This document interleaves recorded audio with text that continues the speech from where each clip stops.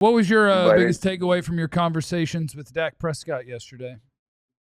well, I mean, a couple of things. We actually talked to Dak on before the season, before training camp, so we had a story on that, and so I really wasn't. I know about his health and stuff like that. Dak laughs with us to a certain extent, and I said I saw you took off a couple of times. Running from the pocket yesterday. He said, and he even said took off.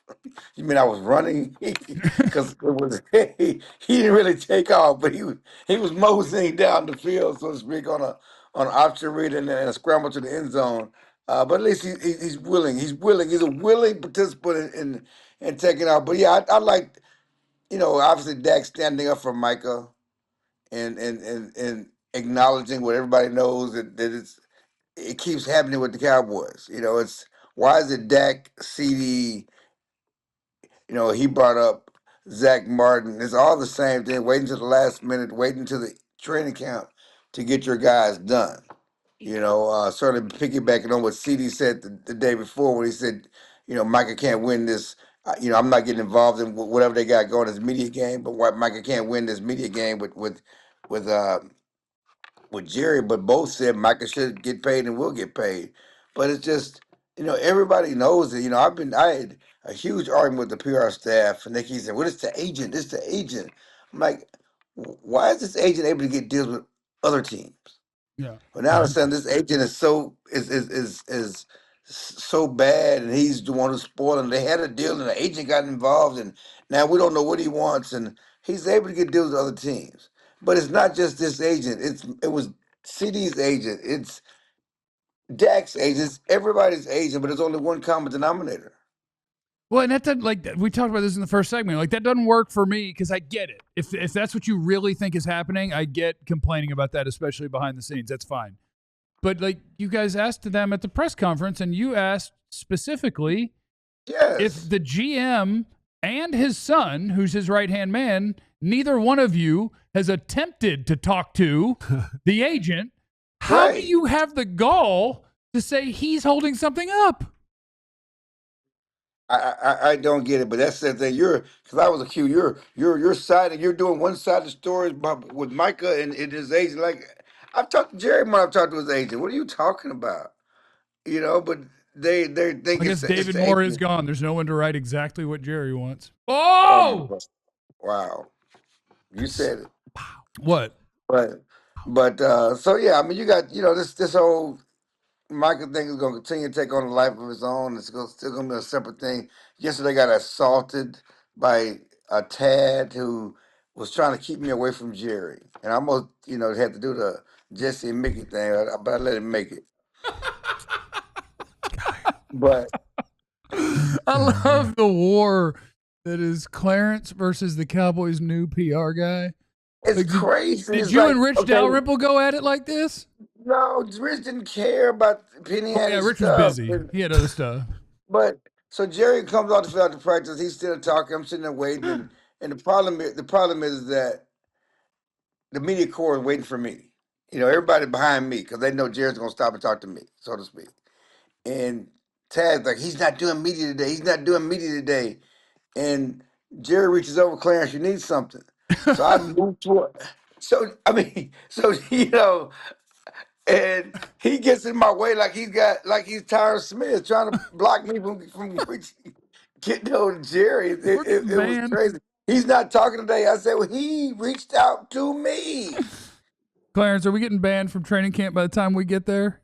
Man, y'all better get here because they are very on high alert. Oh, yeah. They're going to feel a lot better when I get there.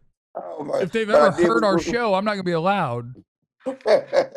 So, I gotta watch my back around y'all. I'm guilty by association. No, you just bring the barbecue out the tent, man. Bring us some of the leftover barbecue. What else is going on in training camp, man? What other scoops you got, man? You walking around training camp? Obviously down at Ezra has been playing well, and he's getting some, obviously getting run with the first team because Micah's not there.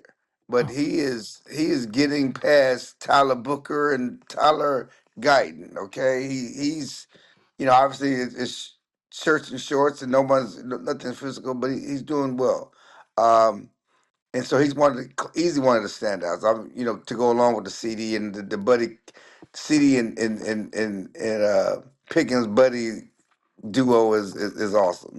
Running down the field with each other and celebrating with each other and all that other stuff. I talked to Mazi yesterday. I'm writing a story on Mazi. He says he's at 210. 310, 312. He's not 300. Okay. And 310 shouldn't be moving as far as it did on the one play I saw yesterday. We saw the same play. It's like Tyler Smith just moved, but there's no pass. Was he going 100%? Did he get off the ball fast? Maybe it was. He was still waiting. But I thought we were always just going to attack and be great athletes. Well, he catch that block and then get pushed 700 yards. I feel bad for Mazi at this point. I'd like to apologize to Mazi.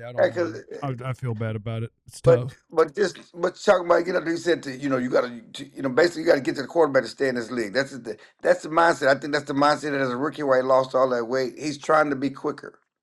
And he believes that I can stop the run, hold up at the point of attack, but to stay in this league, you got to be able to get to the quarterback.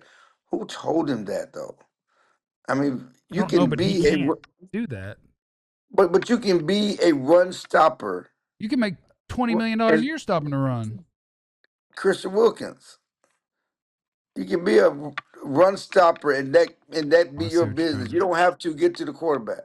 These younger players, the younger generation, just to do the Vince Wilfork job or Vita Vea type job, it's not sexy. Dexter Lawrence. It's not sexy. Dex gets to the quarterback. Vita started getting to the quarterback too. Yeah, but everybody wants to, and especially when you look to your right, you look to your left, and you see guys like, Micah Parsons and Tank was doing it for, a certain amount of time where they was like, wait, everybody's getting to the quarterback but me. So everybody wants to be in that quarterback, sacking. And then, how like Steph Curry messed up basketball a little bit with him being able to shoot threes. Not everybody wants to shoot threes. Ruined the kids, really. He really did. Yeah. Aaron Donald ruined defensive tackle. Yeah, and I love Aaron Donald is one of my favorite football players of all time. But what Aaron Donald did was he made being in the middle of that and getting to the quarterback sexy. This 15-sack D-tackle crap. Yeah, what and is everybody this? thinking I need to be like Aaron Donald. It's only one Aaron Donald. It's only one. He is an anomaly. He is separate from the pack. And more people want to be like Aaron Donald and not just go out there and be a run stopper and be a plugger in a two-gapper. Aaron Donald's different, man. You can't do what Aaron Donald does. You can't fly like Mike. You can't shoot like Steph. All right, I guess I'm just going to push back just a little bit, Jesse. Uh-oh. Because historically, in the 4-3 defense, which teams mostly ran, the defensive tackle got to the quarterback. The 3 technique the Randy White got to the quarterback.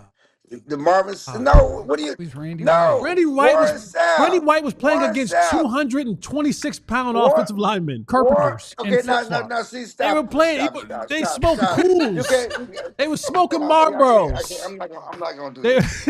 You always want to bring up Randy White. You always want to bring up Bullet Bob Hayes. Everybody wants they were working at AC Moore painting after before Aaron Donald, okay? God, you always want to bring up old people. You got leave. They smoking square. That was great defensive tackle before Warren Sapp. Man.